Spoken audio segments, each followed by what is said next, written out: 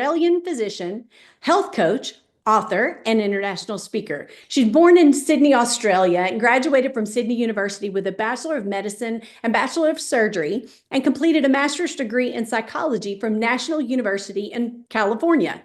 She worked initially in Australia as a family physician, followed by 8 years of experience in the administration of national healthcare, wellness, and senior programs in her role as medical director of the Australian Government Health Service. She's a graduate of the Institute for Integrative Nutrition and was awarded a Lifetime Achievement Award from the National Wellness Institute for her contributions in the field of wellness. Karen's greatest professional passions are in the areas of women's health, gut health, and nutritional approaches to obesity. She's the author of 7 books, including Your Lifestyle is Killing You: 8 Simple Steps for Lasting Weight Loss and Optimal Health. As a speaker, she loves to educate and inspire others to share her health message. She often includes demonstrations and participations that bring personal meaning to her audience members, and tonight will be no exception. We are so blessed to have you with us. Please welcome everyone, Dr. Karen Wolf. Karen, take it away. Thanks, Charla. You do such a great job. Okay, well, you are right. This is going to be for everyone tonight. So I know we have a few men on the call, so everybody gets to take away something. And I decided tonight to do something a little different, that since we're talking about gut health, I want to do a little primer about what the heck that is when we talk about gut health. And I have a question. I want it to be interactive, so I'm going to look in the chat box because I'm going to ask you a few questions. And the first question I'm going to ask you is, where do you think digestion begins? So just have a think. If I was to say, where does digestion begin? What would you say? In the mouth. Okay, the mouth, the mouth, the mouth, the mouth, the mouth. Oh, I see someone said the right answer. A few people said the right answer. Oh, look at it. I love how interactive we are. The answer is the brain. The brain. Because once we start to think about eating, the body starts to set up a chemical reaction. And I'm going to be giving you some really important tips to be able to share with people you love. And one of the tips I want to share with you is that digestion is both mechanical and chemical. So I want that we don't often talk about this, but it's so important to what we're going to talk about later tonight that you understand the process of digestion. So digestion begins in the brain. And then just thinking about food, and I bet if you were thinking about food right now, such as a lemon, you would start to salivate. That's the power, of course, of the mind-body connection. So it starts in the brain, and then, of course, we start eating, and the mouth is one of the most powerful organs of digestion that we forget about. And if anyone has been to Sonovive, you know one of the things at Sonovive, the beautiful functional medicine facility, they teach us is to chew every bite. How many times? Anybody remember how many times we're meant to chew our food? Give me a number. Like, how many times? Oh, I've got 100 times. Oh, that'd take a long time to eat, wouldn't it? 30, 30, 30, 30. Okay, so I've got a very educated audience. So average 25 times. So instead of chew, swallow, this mouth as an organ of digestion is going to break down the food. And that is mechanical digestion. And then the salivary glands are helping us with part of the chemical digestion. Then what happens? I brought my little model Gutsy, which I love to share. This is a whole model of the gut. Of course, it's very large because when I have large audiences, you can see it. But here's the mouth at the beginning. Chew, chew, chew, chew. This is mechanical digestion. If you do not chew your food, you are swallowing undigested food, and then it's very hard for the body to assimilate and draw nutrients effectively. So chew every bite at least 25 times. But I do like some of the other answers, which are 30 and 80, and I even got 100 there. Take a long time to have a meal, wouldn't it? So you chew, chew, chew. Then you have this organ called the esophagus. This is a muscular tube. The esophagus does have a mechanical component of peristalsis. It moves the hopefully very well chomped up food down the peristalsis, down the esophagus into the stomach. And the stomach has both a chemical and mechanical role. The mechanical role is churning. All the food gets churned and churned and churned. The chemical role, as there's digestive enzymes, particularly protease for proteins, that break down the proteins into small amount. Digestive enzymes play such a crucial role in breaking the food down into amounts that can be absorbed. And also the stomach acid that breaks down bacteria and fungi and things that are in our stomach to be able to get the food ready for assimilation. So then once it's all churned and the proteins are digested, then it comes to the small intestine. Now, it's by no means a small function. The small intestine actually has, I would think, one of the most important functions in our body. This is where we decide what gets absorbed into our bloodstream and what gets excreted out into the large intestine. And the small intestine has a very important chemical digestive process. There are about 3 different kinds of digestive enzymes in the small intestine. One comes from the liver and bile, which helps break down fats.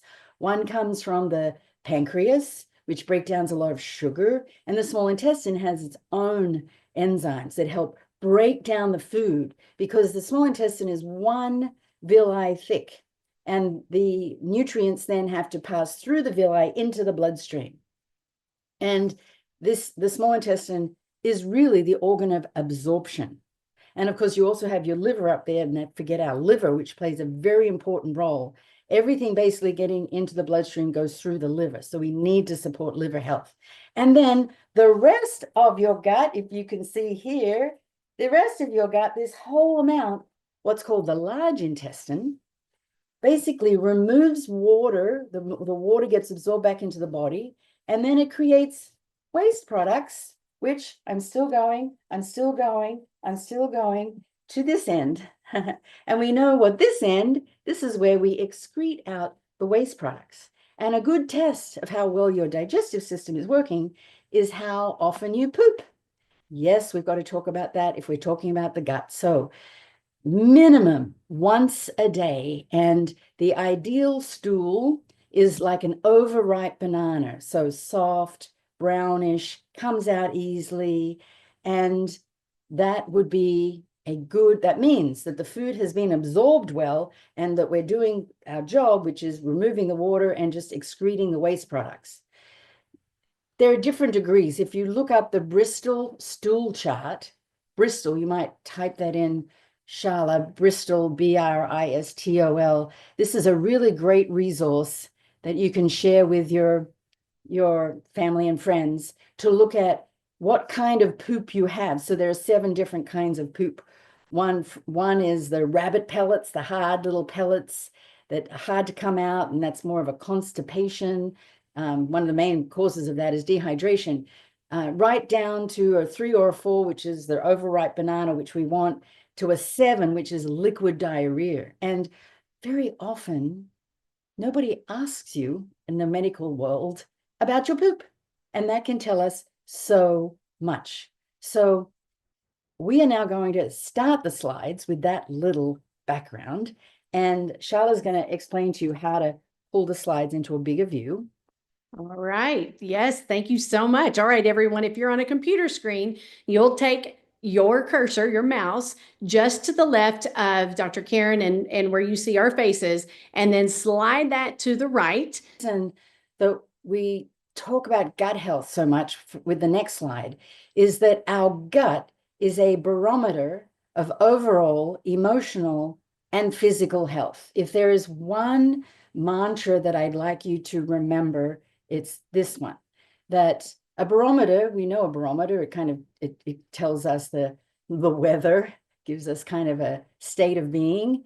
And the gut, as I've just explained it, meaning the whole digestive process, is a barometer of overall emotional, and I'm really going to bring this one home later, talking about emotions, mental health, and physical health. So every branch of medicine, I believe, needs to be asking you about your gut health. And that's how important this is. So in the next slide, I bring another concept, which is impossible for me to demonstrate physically like I do in my gut model. And that is something called the human microbiome. So when I went to medical school in the 80s, there was no such thing as the microbiome. It wasn't known.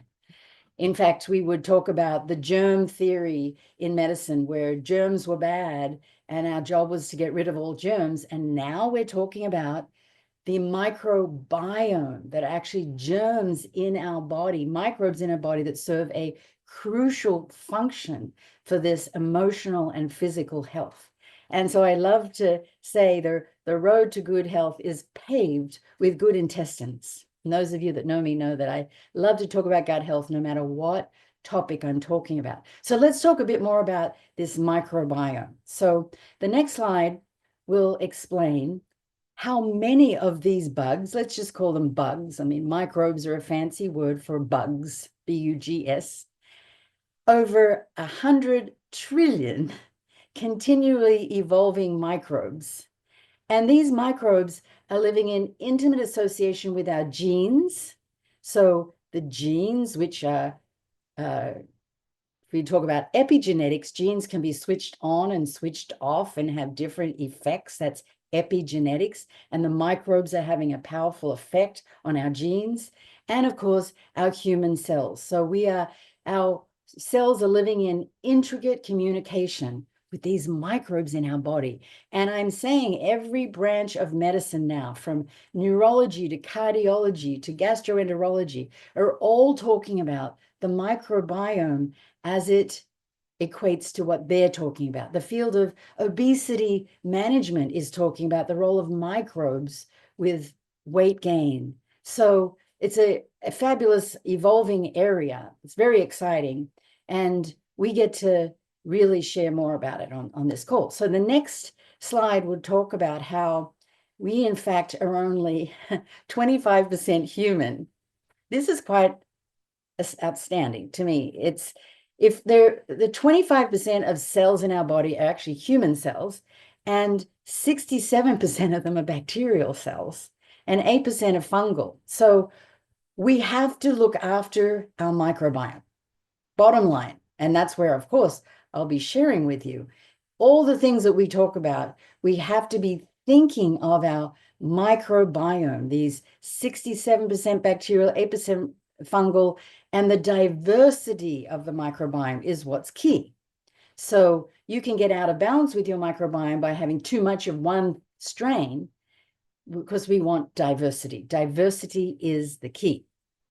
So let's move along to the next slide, which talks about many aspects of our health that are affected by our microbiome. And I mentioned different fields of medicine, but just our own human body is affected by different aspects of our microbiome. So we have our gut health, of course, that holds a predominant amount of our microbiome. We have nutrient absorption, which I'll talk about. How well we absorb nutrients has a lot to do with our microbiome.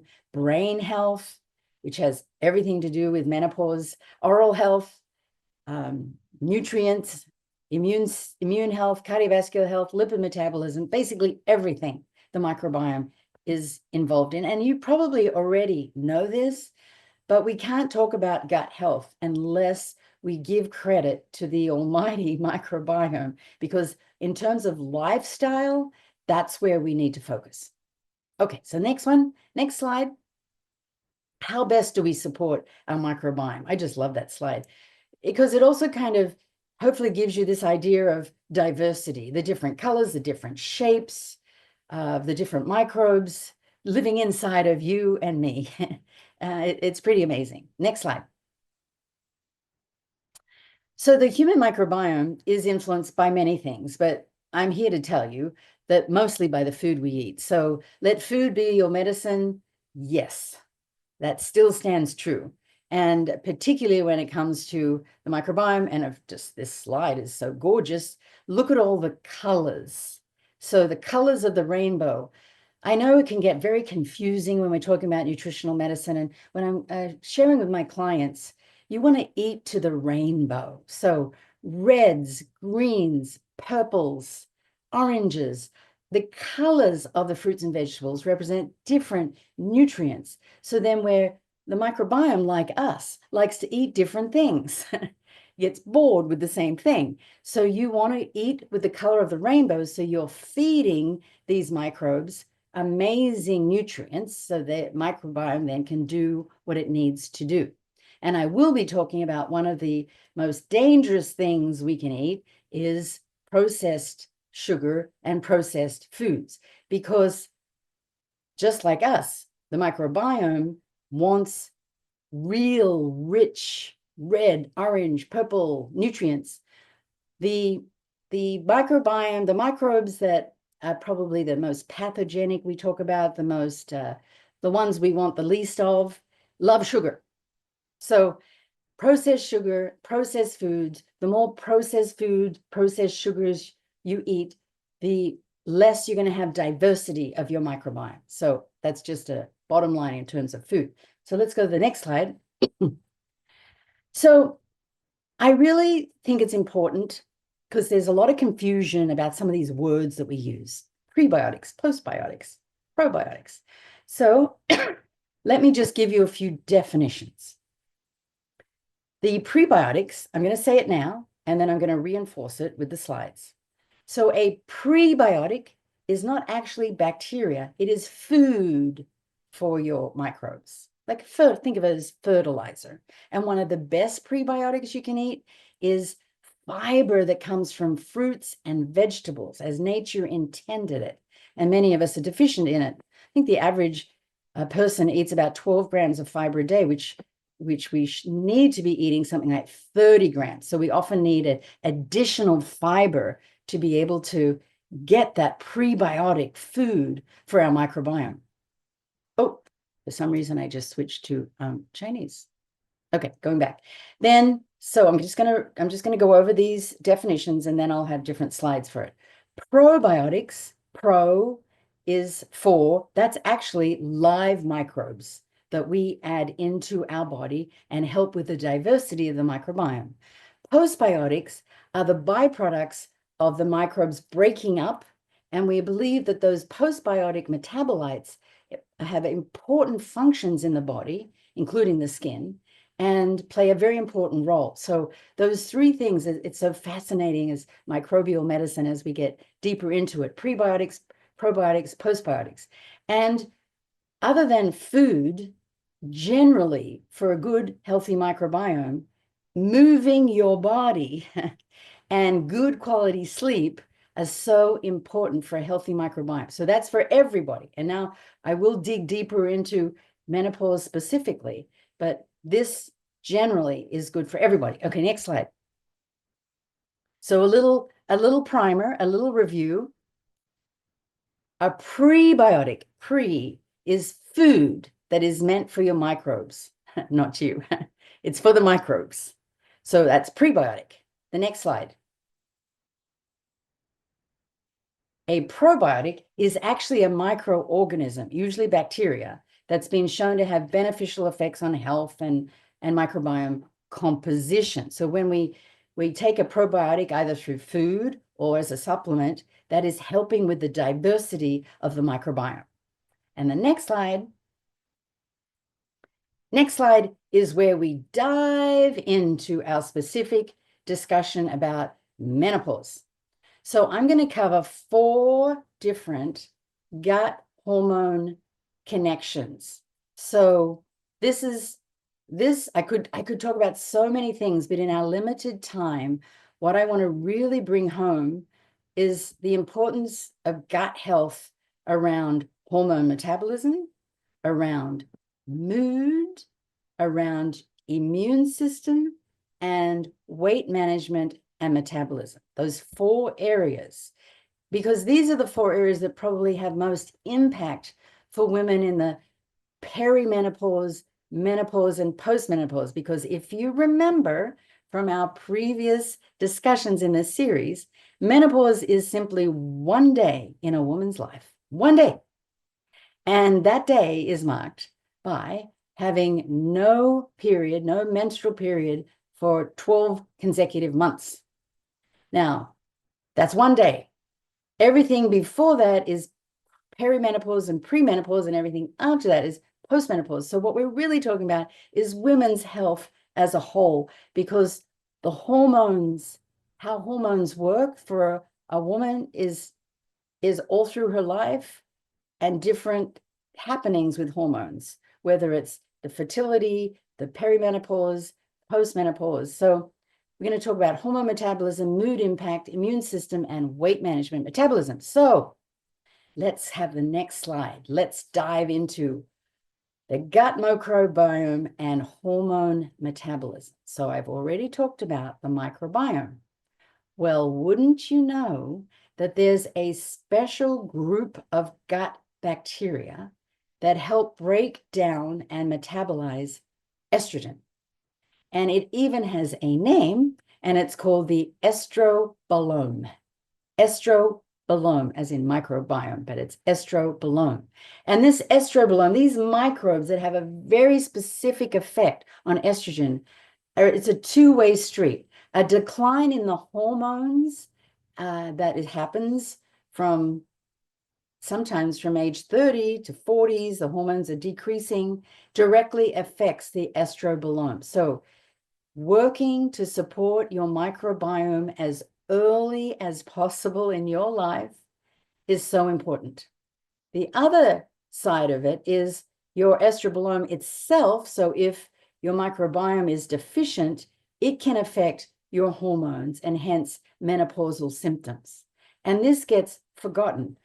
Seriously, in the field of menopause medicine, which is a specialty now, very rarely do I hear anyone talking about gut health. Yet, as you can see, the gut microbiome has a specific aspect to it that directly affects estrogen metabolism. So having a healthy gut is a crucial part of the lifestyle practices for menopause. So number 2, of course, I could go dig deep in all of this, but I want to give you high level. So for you and for those you love, you can start sharing this, because for a lot of people, this is very new concept. So I want to keep it as simple as possible. So the second one is the gut mood impact. Now, do you remember I said at the very beginning that the gut is a barometer of overall emotional and physical health? So mental well-being is very reliant on gut health, another area that gets missed. And why is that? There's many reasons, but one big reason is this neurotransmitter called serotonin. Many of you, I'm sure, have heard of that. Serotonin is the feel-good neurotransmitter. It regulates mood. And a lot of pharmaceutical medications are used to regulate serotonin, one of which is Prozac. You've probably heard of that. So serotonin is very important for stabilization of mood. 90%, 90% of the body's serotonin is produced in the gut. 90% of the feel-good neurotransmitter, serotonin, is made in the gut. So when we're talking about mood, certainly around perimenopause and menopause, we want to be looking at gut health. We want to be looking at the Bristol stool chart and asking the question, what is your gut health like? And we want to be looking at mechanical digestion and chemical digestion and making sure that we have as optimal digestive health as possible for mood. Okay, what is number 3? Number 3 is our immune system. So we all know about our immune system and how important that is. So 70%, 70% of the body's immune system is housed in the gut. So when your gut is out of balance, maybe you've got like that rabbit pellet constipation or the liquid diarrhea, so digestion is not optimal. This affects things like your joints, fatigue, brain fog, which are all symptoms of menopause. So by having a good supporting good digestive health, which is what tonight is all about, supporting good digestive health, helps with joint pain, helps with fatigue, helps with brain fog. And again, very few people ask the question. Okay, and number 4 in our gut metabolism, gut hormone balance is weight management and metabolism. Okay, so how does the gut affect weight? I did a little hint at that earlier when I talked about the role of the microbiome and how the research is really getting very specific about the microbiome, different microbes, and sometimes they even call them fat bugs and skinny bugs. I don't like that term.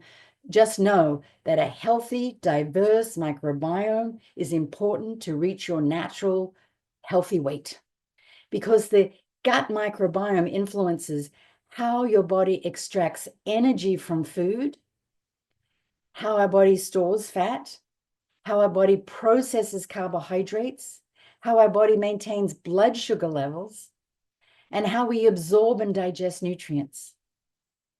So back to basics, good digestive health, which is my final slide that I'm going to dwell on. Let's get to that slide, which are my 7 tips.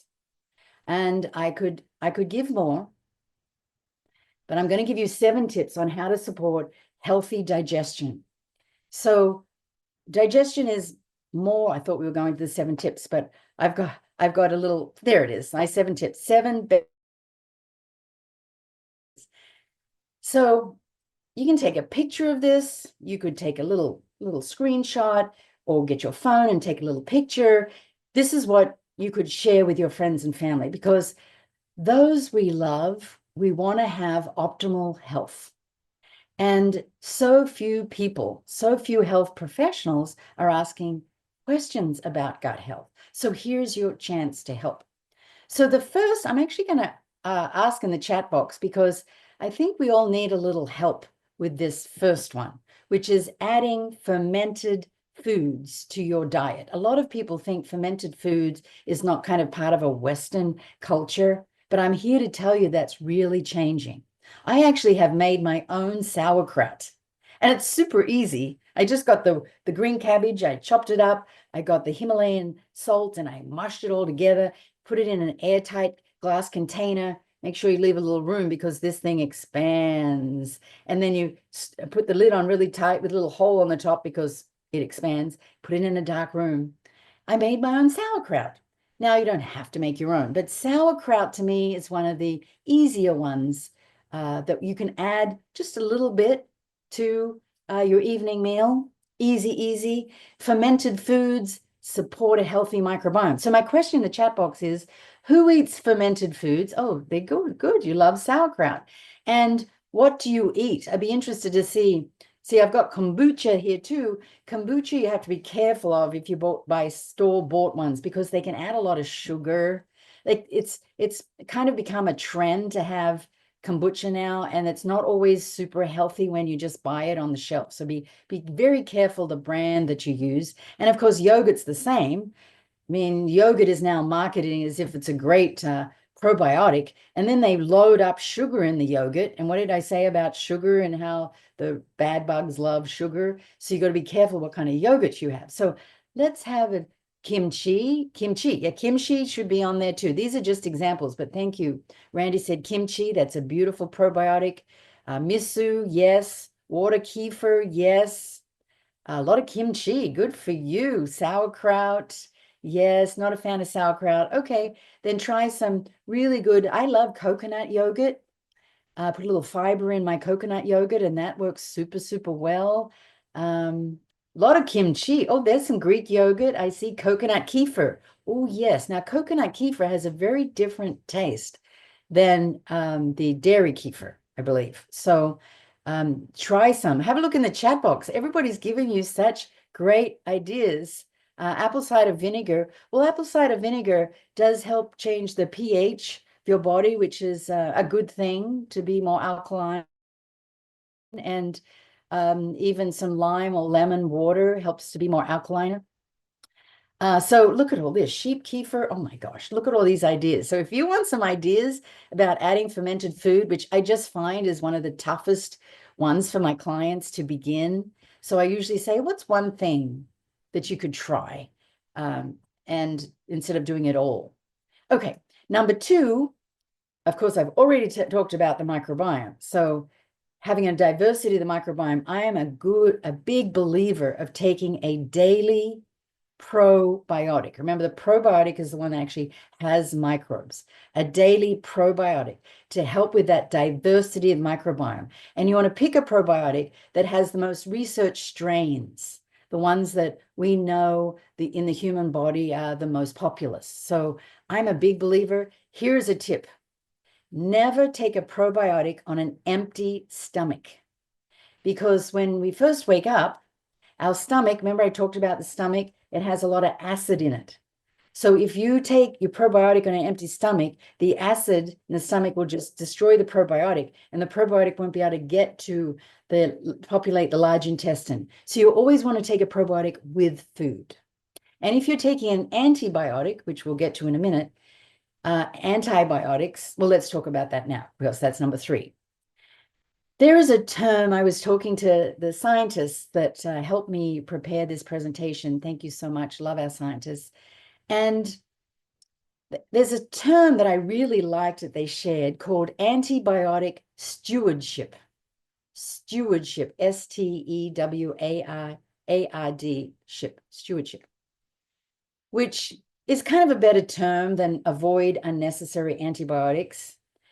Antibiotic stewardship means be very clear about if you need an antibiotic, why you're taking it, what you're taking it, and be very clear about how to take it. And do not take unnecessary antibiotics, because the word antibiotic, against bacteria, what do you think that does to the microbiome? Now, of course, if it wasn't for antibiotics, we wouldn't live to the age that we are living, because it was one of the greatest inventions of medicine. Please hear me. I'm not saying they're bad. They're amazing when used for the right reason, but they've been overused. And I'm sure this very advanced audience will understand what I'm saying, that antibiotics can be overused, and then that seriously affects our microbiome, which seriously affects our mental health, our emotional health, our physical health, menopausal symptoms. So be very diligent.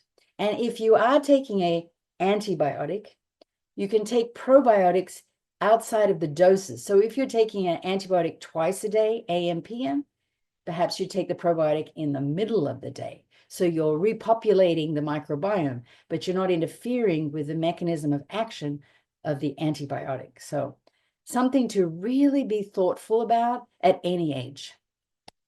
Number 4 is avoid processed foods and refined sugars. Of course, I've already talked about that, because those little bugs that want to overpopulate and take over and do damage love sugar, and love the refined sugar. I'm talking about the white sugar that has no, as nature intended, no, no nutrients.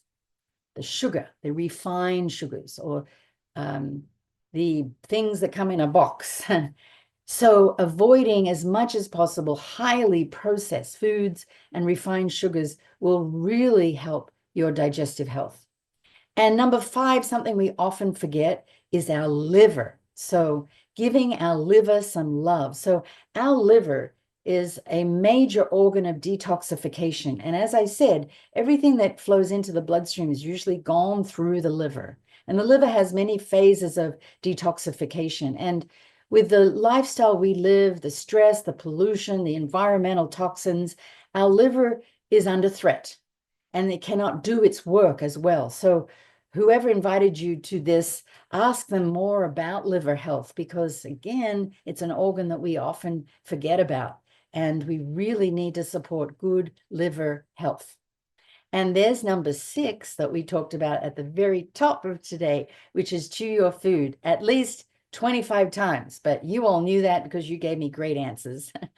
And number 7, I am a big proponent of digestive enzymes, because remember I talked about mechanical and chemical digestion. The mechanical digestion is chewing your food, and the esophagus pushing the food into the stomach and the stomach churning. That's mechanical. Chemical digestion is all of the different enzymes that break down the different macronutrients. So carbohydrates, fats, proteins, they all need their specific enzymes to break them down into small digestible pieces to be absorbed through the small intestine. And that increases your digestive health by having that broken down. So sometimes, again, with our stressful life, our digestive enzymes can be kind of a little sluggish. So I'm a big supporter of adding digestive enzymes. So those are my 7. Now, of course, when it comes to menopause and all of the effects of the gut hormone connection, all of these things support good menopausal health. But as you can see, it supports all health for everybody all the time. So I'm hoping that you've taken something away. In fact, what I'd love if you could type in the chat box, if you were to share one thing with those you love from tonight, what would that be? Because sometimes when we write it down, hi, Ivy Chan, I love to see you there. I haven't seen you for a long time. Write it down in the chat box about what's one thing. Take a probiotic every day. Love your gut. The 7 best practices. Adding more fermented foods. Chew food more. Supporting your liver. Less processed food. No refined sugar. Yes. Diversity. The microbiome gets bored. Yes, I think I did say that. Kind of said that. The microbiome loves a diversity of food, all the different colors.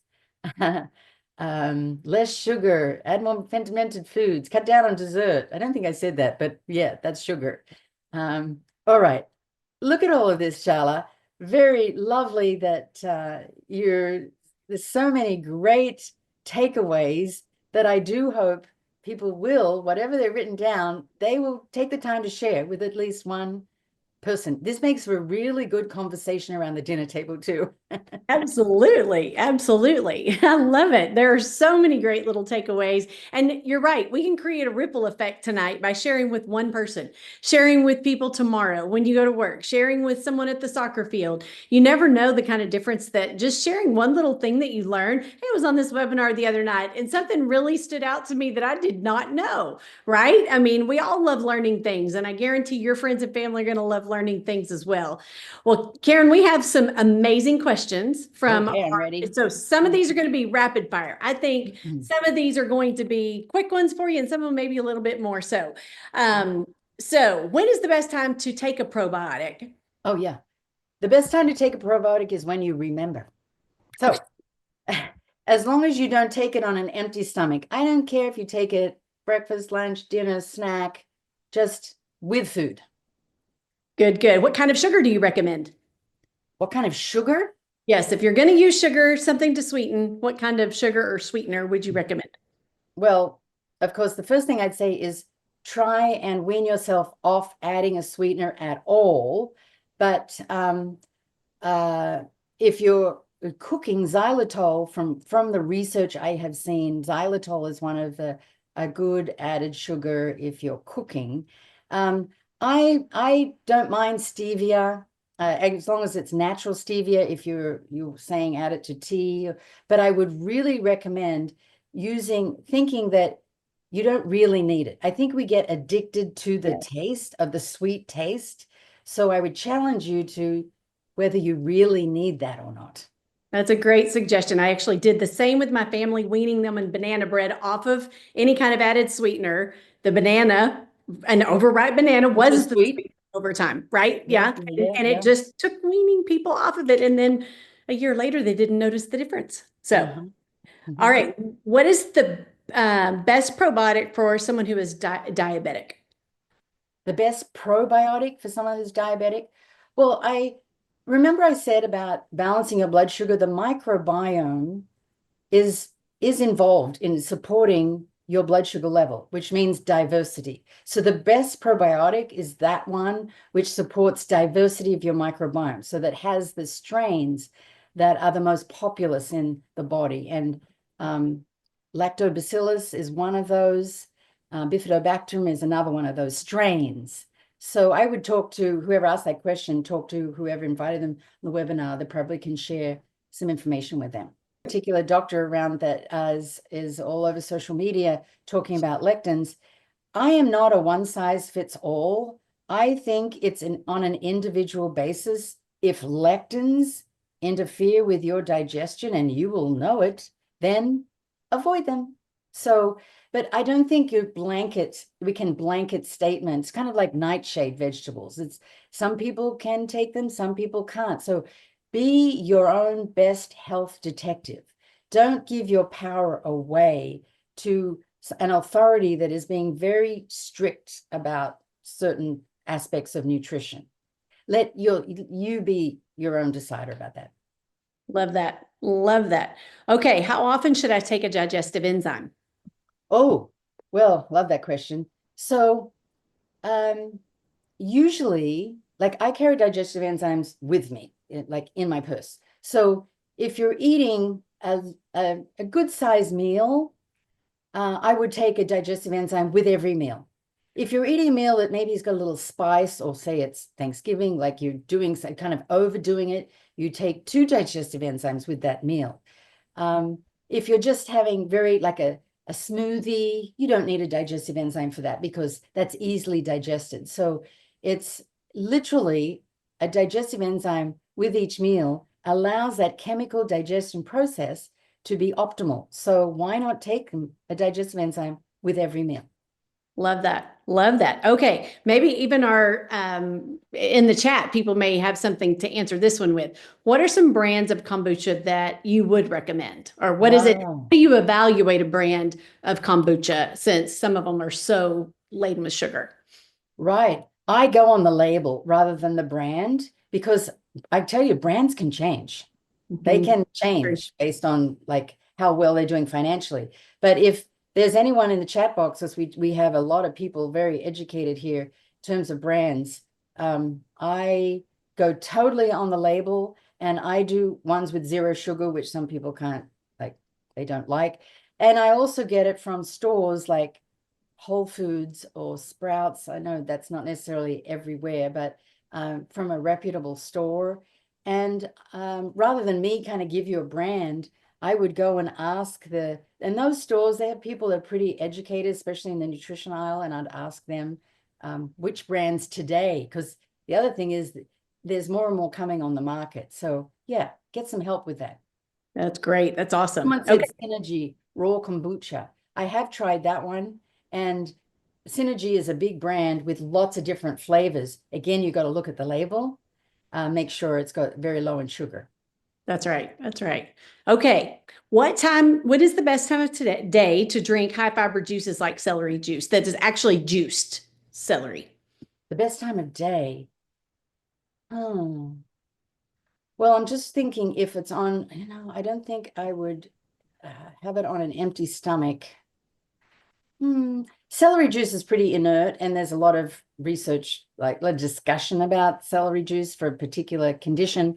And so I don't think it matters because celery juice it's not like a probiotic that you can't take on an empty stomach. So I would say whenever you remember to take it. I don't have a particular recommendation for that. All right.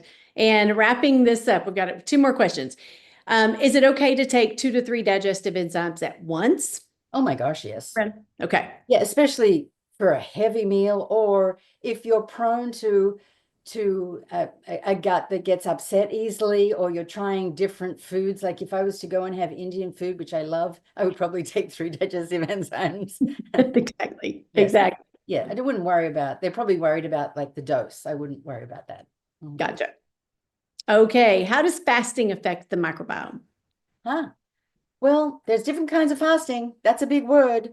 It is true. We're not talking about like a water fast for 10 days. I'm Right. not sure if you know what they're asking, but intermittent fasting, where you stop eating for, say, 12 hours, which can is very supportive of health generally, helps the body rest and the microbiome recover, just like other metabolic processes in the body. I'm a good supporter of intermittent fasting as long as it works for you. And some people do 12 hours, 14 hours, 16 hours, but as long as when you break the fast, you're eating healthy food.